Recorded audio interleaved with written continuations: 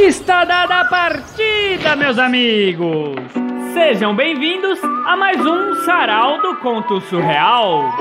Pega a dentadura da sua avó, esteriliza ela na água do picles em conserva e joga ela no aquário, mas só se a sua avó souber nadar. E depois senta que lá vem história.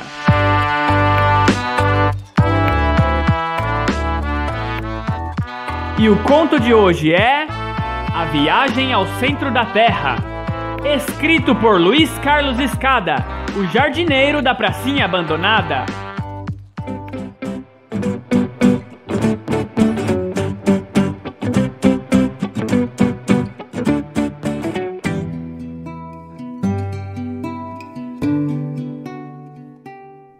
Este nada mais é do que um sonho de criança que se realiza. Contando com favorável condição financeira diante de um projeto muito bem elaborado e apresentado nos meios certos onde não poderiam ser melhores os interessados. Com a vantagem de altíssimos investimentos nacionais e internacionais, visando explorar pessoalmente o centro do globo terrestre, com engenhosos equipamentos especialmente construídos para essa aventura, testados com eficiência apenas em trabalhos superficiais. Aventura essa projetada e organizada com muita pesquisa, debates e empenho. Iniciamos no ano de 2020 a aventura de cruzar o globo terrestre em todo o seu diâmetro, com o objetivo de passar pelo seu centro. A princípio, para ser tranquila, uma viagem projetada para durar no máximo 180 dias, pois não sabíamos o que poderíamos encontrar lá embaixo. Confesso que, apesar de todo o conhecimento, suporte e garantias, e apesar de saber que depois de iniciada a viagem, para qualquer lado que viéssemos a sair, com certeza sairíamos na esfera do globo, lugar totalmente conhecido e seguro, diferente de viajar para o espaço, que é totalmente desconhecido e vasto, sem previsão segura do que encontrar. E, para encontrar segurança, teria que acertar um minúsculo ponto de retorno, como a seta em um alvo. O globo terrestre é a nossa Terra. Em todo momento estaremos em nosso território, muito estudado, experimentado e conhecido. Qualquer lugar superficial é nossa casa em comum. A grande novidade é que estaremos penetrando um pouco mais profundo, com o objetivo de penetrar tanto que nos possibilite de, a partir de certo ponto, não mais ser penetração de entrada, mas de saída. Utilizando tecnologia de ponta, será possível direcionar uma trajetória vertical, almejando o ponto de destino exatamente oposto ao ponto de partida, com prévia programação. Quanto à expectativa do que encontrar durante a viagem, estimamos que 10% é de certa forma conhecido e 90% a ser explorado e talvez descoberto. A princípio, estimamos que a comunicação com o ponto de partida não terá dificuldade nem problema, pois à medida em que formos avançando, pontos de sinais serão colocados, que garantidamente transmitirá qualquer sinal sonoro e de imagem. Quanto à comunicação com outros pontos, inclusive do destino, será feita através de tentativas e testes de transpassar o grande volume de massa e vencer a densidade até hoje nunca testada em proporções como esta. Contaremos com uma nave principal e 2 equipamentos perfuradores de material hiperresistente.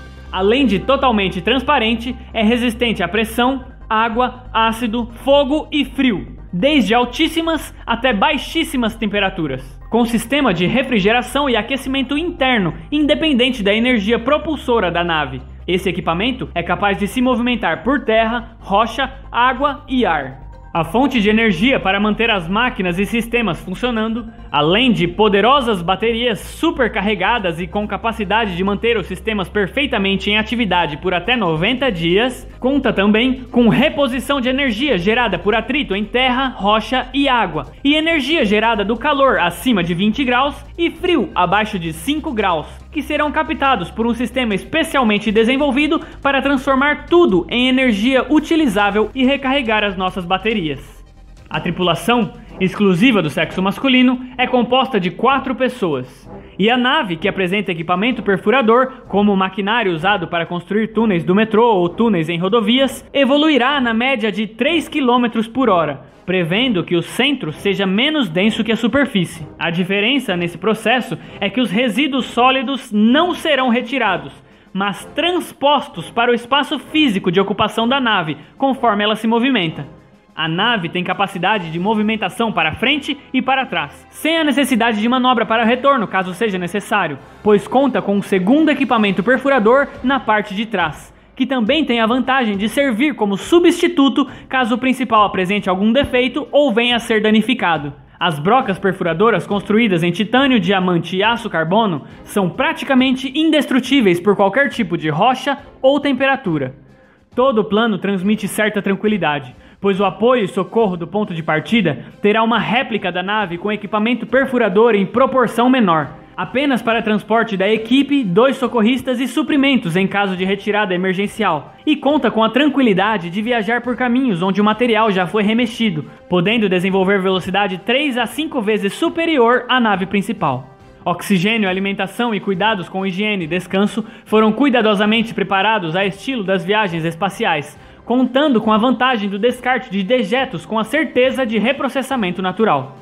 Foi assim que no dia 2 de novembro de 2020, em alusão a todos que foram até hoje enterrados em nosso planeta, demos partida à aventura, batizada como Viagem ao Centro da Terra. Ponto de partida, Centro de Pesquisas Científicas e Espaciais de Presidente Prudente, Estado de São Paulo, Brasil. Destino, Centro Aeroespacial Funabashi, Shibaken, Japão. Viagem prevista para 4.320 horas, para percorrer aproximadamente 13.000 quilômetros, com média de 3 km por hora.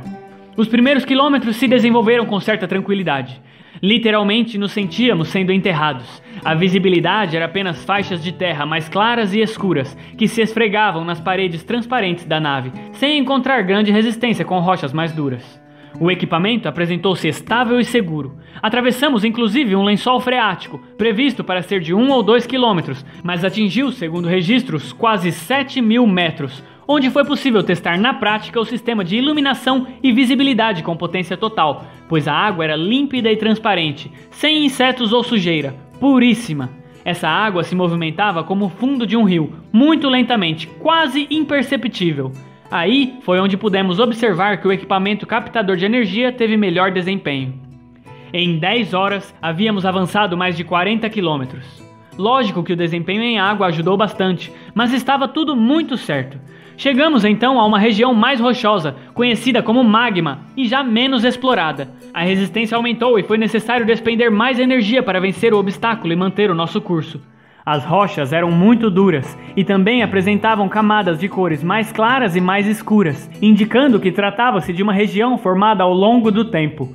Ou seja, provavelmente deve ter sido superfície em um tempo muito remoto. A temperatura das rochas ainda eram estáveis, mantendo-se entre 4 e 10 graus, o que não permitia a captação de energia. A realimentação das baterias, por enquanto, estava limitada aos atritos. As rochas foram endurecendo cada vez mais, até que chegamos a uma camada de pedra compacta, quase intransponível. Não estávamos conseguindo avançar quase nada. A situação já era esperada, mas pegou-nos de surpresa, e a realidade do tipo de rocha que nos deparamos era até então desconhecida. Nossos equipamentos colhiam amostras de tudo e os introduzia na nave através de uma câmara de descompressão. Essa foi a primeira novidade real. Para não danificar os equipamentos de perfuração logo no início da aventura, resolvemos reavaliar nossa rota e verificar a possibilidade de contornar esse tipo de paredão. O sistema de comunicação funcionava perfeitamente, e as análises davam a opção de um pequeno desvio que nos tirava dessa estrutura rochosa, que, pelo que as sondas indicavam, cobria uma região considerável. Até as sondas tinham dificuldade para transpor a estrutura e apresentar resultados claros. Foi necessário retornar um pouco e traçar nosso trajeto na camada de rocha onde tínhamos mais facilidade de locomoção, até encontrar uma passagem onde poderíamos continuar a penetração vertical dentro do trajeto. Era como deslizar numa encosta de montanha rochosa. O ponto de transpasse não estava muito longe, mas os equipamentos também não mostravam com clareza o que estávamos prestes a encontrar. Avaliamos também que o tipo de material que formava a rocha que estávamos contornando poderia ser muito útil para nós na superfície, pois tratava-se de um material quase indestrutível. Estávamos a pouco mais de 2 dias da superfície, ou seja, pouco mais de 1.200 quilômetros da superfície. Não havíamos viajado nem 10% do programa, e o pior poderia estar por vir, pois estávamos entrando no completo desconhecido. Quando chegamos a uma passagem que dava acesso ao outro lado da rocha intransponível, nossos equipamentos não apontavam a existência de nada além dela. Achávamos que estavam com algum defeito, mas tivemos que parar, pois a partir daquele ponto, o que se apresentava diante de nós era um vácuo, completamente inesperado e imprevisto. Era como se estivéssemos na ponta de um precipício diante de um cânion. Não havia registro de oxigênio ou qualquer propriedade química que os equipamentos identificassem. Não havia registro de gravidade também. Do ponto em que estávamos, era possível direcionar a luz para o precipício, mas o facho se perdia, ficando ofuscado e perdendo a visibilidade em talvez menos de 300 metros. Pensamos em avançar apoiados do outro lado da rocha, como se estivéssemos descendo uma montanha pelo lado oposto, mas sem gravidade não sabíamos como nos manter em contato com a rocha. Graças a Deus tínhamos uma boa comunicação visual e oral com a superfície, para estudarmos juntos a melhor solução. Essa foi até o momento a única situação que não previmos que poderia acontecer. Não tínhamos grandes preparos para enfrentar o vácuo desconhecido.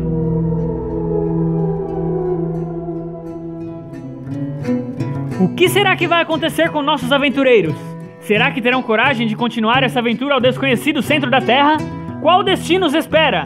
Não percam o próximo episódio neste mesmo horário e neste mesmo canal!